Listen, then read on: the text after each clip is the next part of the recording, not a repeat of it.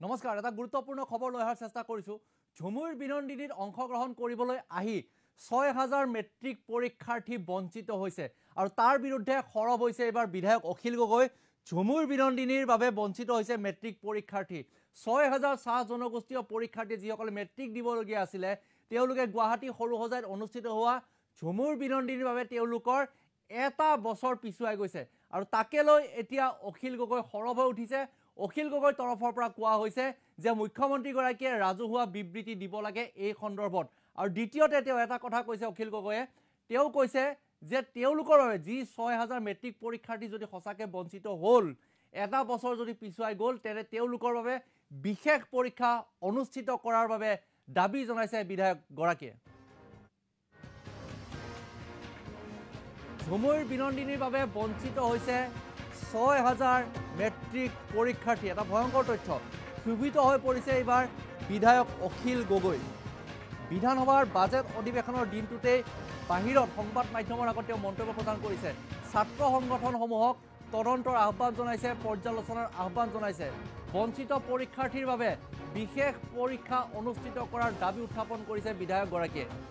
পৰীক্ষাৰ সময়তে অনুষ্ঠিত হৈছিল ঝুমুৰ বিনন্দিনী সৰুসজাইত আৰু পৰীক্ষাৰ সময়ত ঝুমুৰ আয়োজন কৰাটো সুস্থ কথা নহয় বুলি অখিল গগৈৰ তৰফৰ পৰা মন্তব্য প্ৰদান কৰা হৈছে মুখ্যমন্ত্ৰীক ৰাজহুৱা বিবৃতি দিবলৈ আহ্বান জনাইছে অখিল গগৈয়ে ঝুমুৰ বিনন্দিনীক লৈ যি ৬০০০ চাহ জনগোষ্ঠীয়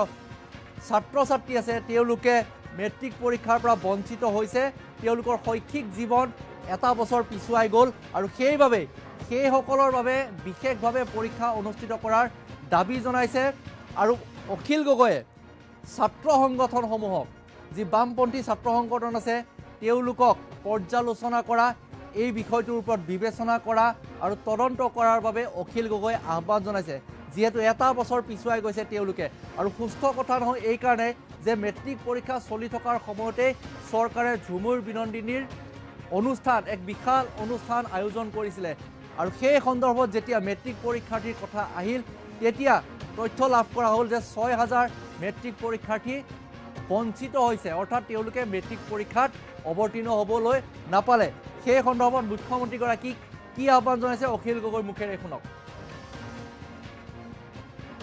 ৬০০০ মান চাহ বাগান আৰু আদিবাসী ছাত্ৰ ছাত্ৰীয়ে এবাৰ মেট্ৰিক পৰীক্ষাত অৱতীৰ্ণ হ'ব নোৱাৰে নিউজটো কিমান হয় কিমান নহয় মই ভালকৈ নাজানো কিন্তু ইয়াত একদম স্পষ্টকৈ লিখিছে যে ঝুমুৰত অংশগ্ৰহণ কৰিবলৈ আহিল এনেকৈ ৬০০০তকৈ বেছি ছাত্ৰ ছাত্ৰী তেওঁলোকৰ শৈক্ষিক জীৱন এই বছৰৰ কাৰণে হেৰুৱাই পেলালে মেট্ৰিক পৰীক্ষা তেওঁলোকে দিব নোৱাৰে গতিকে এই বিষয়টো এটা ভয়ংকৰ খবৰ মেট্ৰিক পৰীক্ষাৰ সময়ত ঝুমুৰ আয়োজন কৰাটো নিশ্চিতভাৱে সুস্থ কথা নহয় ঝুমুৰ আয়োজন কৰাটোত আমাৰ কাৰো আপত্তি নাই বৰং আমি সকলোৱে আদৰণি জনাইছিলোঁ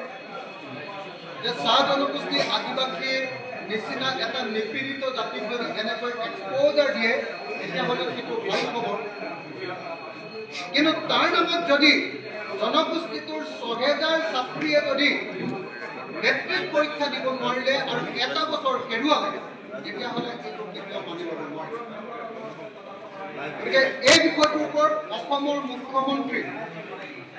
ৰাজহুৱা বিবৃতি দিবৰ কাৰণে আমি আহ্বান জনাইছোঁ নম্বৰ 1 নম্বৰ 2 আপোনাৰ চাহ জনগোষ্ঠীৰ ছাত্ৰ সংখ্যা 8টা আদিবাসী ছাত্ৰ সংখ্যা 8টা অসম ছাত্ৰ সংখ্যা অসম জাতীয়তাবাদী ছাত্ৰ যুৱ ছাত্ৰ পৰিষদ আৰু অন্যান্য যিবিলাক ছাত্ৰ মুক্তি সংগ্ৰাম সমিতি যিমানবিলাক ছাত্ৰ সংগঠন আৰু বামপন্থী ছাত্ৰ সংগঠন আছে আটাইবিলাককে মই বিনম্ৰভাৱে এজন বিধায়ক হিচাপে আহ্বান জনাইছোঁ যে এই বিষয়টোৰ ওপৰত তেওঁলোকে তদন্ত কৰাৰ ব্যৱস্থা ল'ব লাগে অসম ছাত্ৰ সংখ্যা আচ্ছা আশা SMSS, SFI, AISF প্ৰত্যেকটো ছাত্ৰ সংগঠনে AJYCP এই বিষয়টো পৰ্যালোচনা কৰিব লাগে বিবেচনা কৰিব লাগে, তদন্ত কৰিব লাগে। আৰু যদি সঁচাকৈ ৬০০০ ছাত্ৰ ছাত্ৰীয়ে পৰীক্ষা দিবলৈ পোৱা নাই, তেতিয়াহ'লে মই মুখ্যমন্ত্ৰীৰ ওচৰত আৰু শিক্ষামন্ত্ৰীৰ ওচৰত দাবী জনাইছোঁ যে আকৌ স্পেচিয়েল পৰীক্ষা পাতি আমাৰ চাহ বাগিচাৰ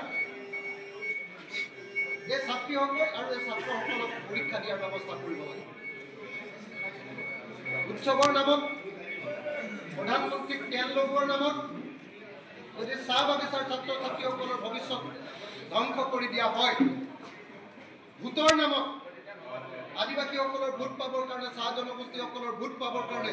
শ্ৰমক সৃষ্টি কৰাৰ নামত যদি ৬০০০ ছাত্ৰ ছাত্ৰীৰ ভৱিষ্যত ধ্বংস কৰি দিয়া হয়, এইটো কেতিয়াও মানিব নহ'ব।